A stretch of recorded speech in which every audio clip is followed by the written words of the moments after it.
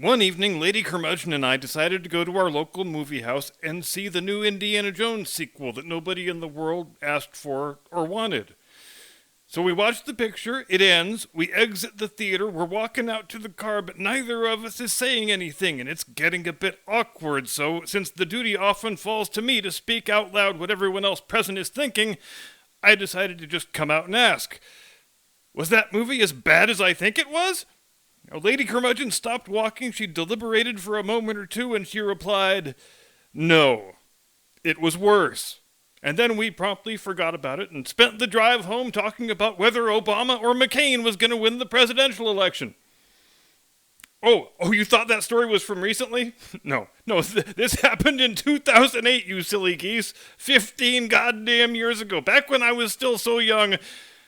I think I still had a hangover from my 35th birthday party. But hey, when you make a tacked-on sequel that nobody wanted or needed or asked for and everybody thought it sucked swinging cartoon monkey cock, and its most lasting contribution to the nation's cultural memory is the phrase nuking the fridge, and it somehow improbably manages to turn a not insignificant profit for the studio, well, there's only one thing left to do. You wait a really, really, really long time, then you make another shitty sequel that even fewer people wanted and which everybody hates even more. But this latest picture, Indiana Jones and the Tits of Travesty, I believe it's called, it will leave a cultural and historical imprint far larger than its predecessor, Indiana Jones and the Cervix of Suck, ever did. For where the latter film only contributed just a fun euphemism for a dead and creatively bankrupt franchise desperately trying and ultimately failing to drum up any excitement whatsoever, the former film, the current film, Indiana Jones and the Fun Bags of Fleabag, I believe it's called, has earned a much more auspicious bit of shorthand, and it's 5 words long. Biggest goddamn box office flop in history. Okay, that's 7 words, but I think you get the point. And no, I haven't seen this latest picture, Indiana Jones and the D-Cups of Disaster, I believe it's called, but why the hell would I? First of all, I've only seen 2 movies in the theater since 2020, and they were both Top Gun Maverick. And that might be the most MAGA thing I have ever said on this program, but I digress. And second of all, because anybody who pays even casual attention to plot leaks already knew everything that happens in the film, Indiana Jones and the Fallopian Tubes of Failure, I believe it's called.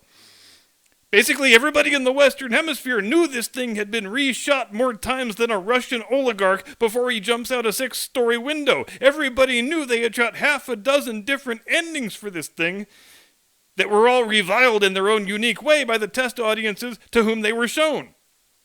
Because if there was anything the world needed in the summer of 2023, it was Henry Jones Jr., Indiana to his friends, as a grumpy, doddering husk of himself, teetering on the brink of death, the same age as the senile president with the degenerate crackhead son, being led around on one last adventure by the chick who played Lando Calrissian's feminist sex robot in that god-awful Han Solo movie, who is smarter than him, funnier than him, better at everything than he has ever been, and she's a British brunette who wildly overestimates her own attractiveness and don't need no man for nothing.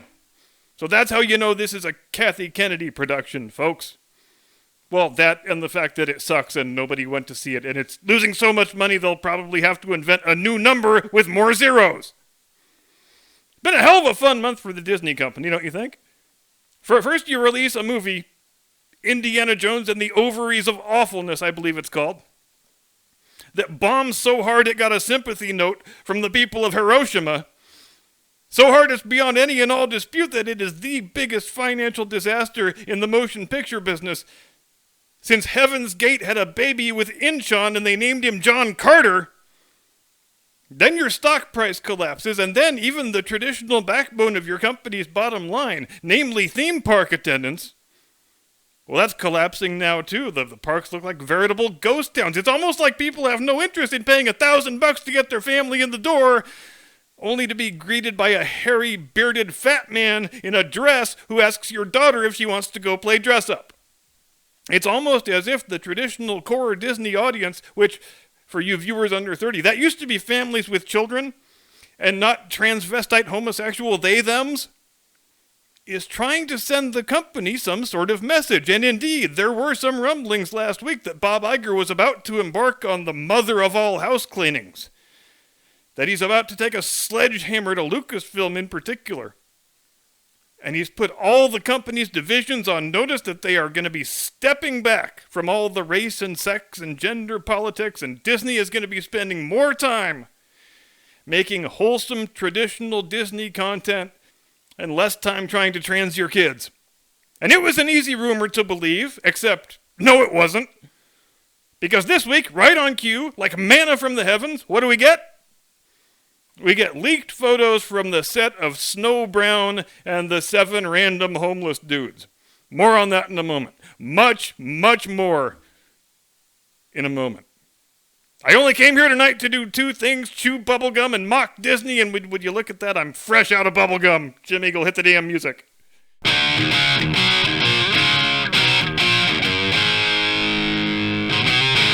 From high atop the battlements of Castle Curmudgeon, where some of you new arrivals might be seeing me in my normal attire for the very first time. Good evening, Mr. and Mrs. America, and all ships at sea. Welcome to the program. I'm your eponymous host and humble servant. And we need to talk, as I alluded to a moment ago, about this latest Disney remake, Snow Cholita and the Bloods and the Latin Kings, I believe it's called. Or was it Snow Beige and the 7 virile adult males in their 20s? Never can keep these titles straight, sorry about that. But if there's anything we can rely on Disney for, it's that they know you should always maintain a winning strategy when you find it. And in the last 8 or 10 years, movie audiences have sent a very clear message that they absolutely love live-action remakes of classic Disney animated films, and especially the ones that lean really hard into the race and gender swapping of the main characters. America's family film goers, they have proclaimed in one strong and unified voice that if you do a live-action remake of an old Disney cartoon and you make all the characters black and Mexican and gay and trans, and you strip every single thing out of the story that made people love the original cartoon version in the first place, and indeed, the fairy tales on which most of the original cartoons were based, well, they will turn out for that picture in droves, by their millions. They will take their kids to see it and their friends' kids. They will buy the DVDs. They will watch them every Christmas for the rest of their natural-born lives. I mean, who the hell wants to watch the original Beauty and the Beast when you can listen to Emma Watson singing the world's most tuneful voice and being the world's most fucking annoying badass girl boss who don't need no man for nothing? Who wants to watch the original Little Mermaid when you can watch the new and improved live-action black badass girl boss Little Mermaid who don't need no man for nothing? Nobody. That's who. And similarly, the Star Wars franchise is currently raking in just unprecedented amounts of cash, and it enjoys greater public acclaim than at any time in its history, because audiences simply cannot get enough of strong, powerful, badass girl bosses who don't need no man for nothing. So it doesn't take a rocket surgeon to figure out that when you've established a track record of consistent success, you want to keep building on it. And so in a bold and visionary move that absolutely nobody could have seen coming, the new live-action Latina Snow White is a strong, powerful, badass girl boss who don't need no man for nothing. In other words, for you slower kids in the back of the class, we've got a new and improved version of Snow White and the 7 Dwarfs, where Snow White isn't white and the dwarfs are not dwarfs. They're just regular-sized dudes who look like they could be the city council from the Seattle Chaz Chop Zone that we all remember so fondly from the Summer of Love back in 2020. Now, you might be asking yourself at this point, why would you do Snow White and the 7 Dwarfs with no dwarfs? Well, Disney has an answer for that, and the answer is diversity and inclusion. And to be fair, there is one dwarf in the group. Just don't call him a token dwarf, goddammit, or he will punch you right in the dick. Now, the Disney spokeswoman didn't give a specific explanation for how replacing dwarfs in a story about dwarfs with regular-sized dudes promotes diversity and inclusion, but that's not what's important. What's important is that you say the words diversity and inclusion. Once you say that magic incantation, your argument is automatically correct, and your personal moral virtue, not to mention the larger moral virtue of the company on whose behalf you are paid to speak, is thereafter implicit and above reproach. But Disney later issued a separate written statement in which they assured the public that they had consulted with something called the dwarfism community before taking all the dwarfs out of the story about dwarfs. And it never ends, really, this community thing. Seriously, when is the last time you heard a leftist say the word people? Like black people, gay people, Muslim people. The answer is you haven't, at least not any time recently. In current woke leftist parlance, the word people has been totally supplanted by the word community. So you can't say we talked to some short people and they're fine with it. You have to say, we conducted an extensive and thoughtful dialogue with the dwarfism community. And they used that word community in a really insidious and quite evil way. Because in Democrat Party politics, that's how you win elections, by telling groups of people that you all share this one certain attribute, therefore you have all the same opinions. When you say dwarfism community, you're implying a lot of things, and all of them are pretty damn defensive. You're implying that people with dwarfism are not distinct individuals with their own ideas and priorities and their own way of looking at the world.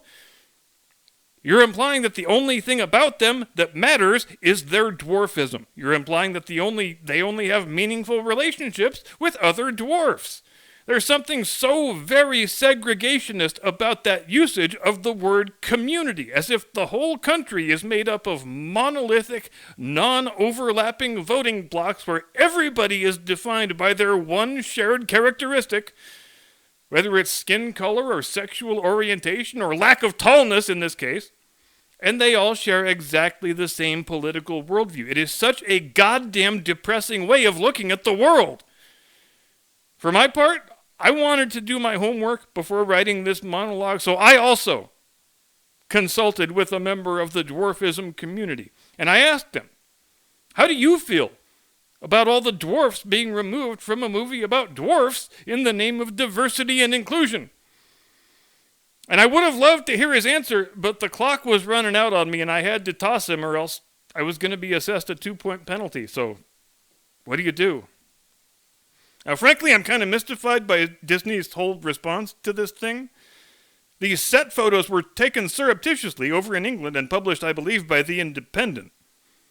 And Disney's first reaction was to declare the pictures fake, which is a bit like the former head of the CIA saying, no, that's not Hunter Biden doing rails of coke off his underage niece's ass cheek. This has all the hallmarks of a highly sophisticated Russian disinformation scheme.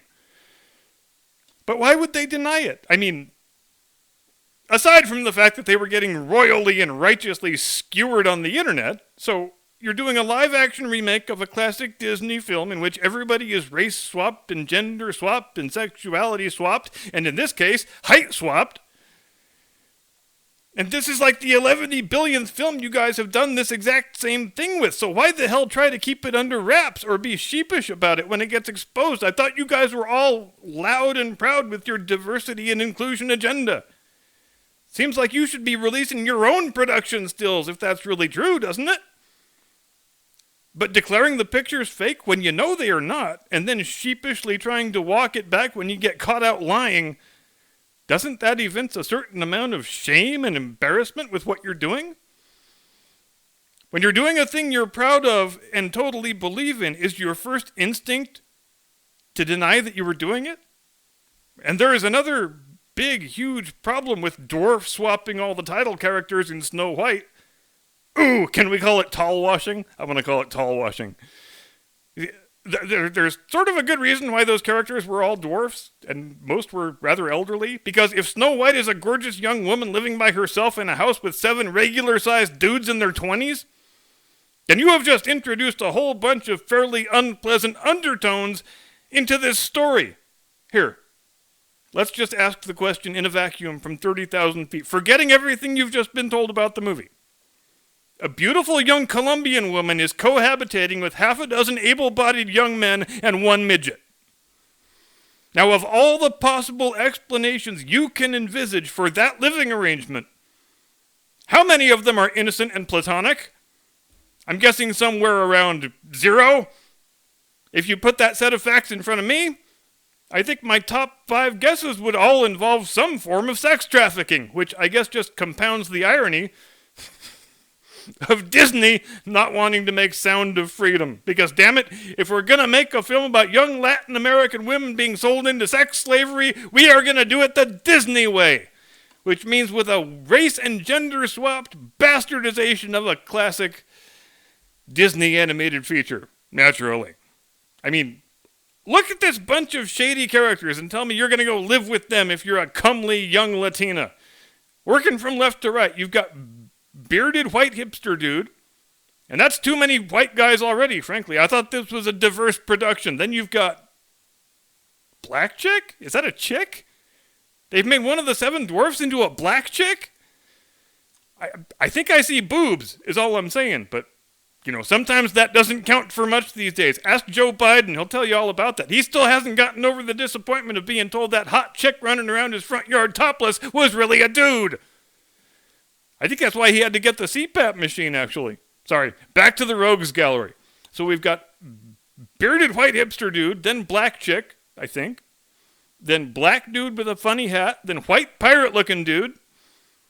That is 2 white males so far, and that is completely unacceptable. I feel like I'm at a clan revival with all this toxic male Caucasianity. Then we've got, Jesus Christ, another white dude? And that guy's even pastier than the other 2. What the actual fuck, Disney? You promised diversity and inclusion, and all I see is peckerwood after peckerwood after peckerwood. If we add any more white guys to this group, I feel like a frickin' stock car race might break out. Okay, who's next? All right, good. That's more like it. Black dude with an afro who's holding a spear. It's a little bit on the nose for my taste, but Disney, they are the diversity experts, so I will defer to their professional judgment. And it just seems kind of insulting to replace 6 dwarfs and keep 1 dwarf, doesn't it? Just don't call him a token dwarf, because he will punch you right in the dick. I feel like if you're going to dwarf swap this thing, you have to either go big or go home. Swap all the dwarfs or swap none of them, I say. Personally, I would get rid of this single dwarf. Don't call him a token. And replace him with another full-sized white dude named Transy the Luggage Thief. And I do have some casting ideas if the producers want to give me a call. Thanks very much indeed for watching. Have a zippity-doo-dah day and a pleasant tomorrow. See you next time. Do not comply. Get off my lawn.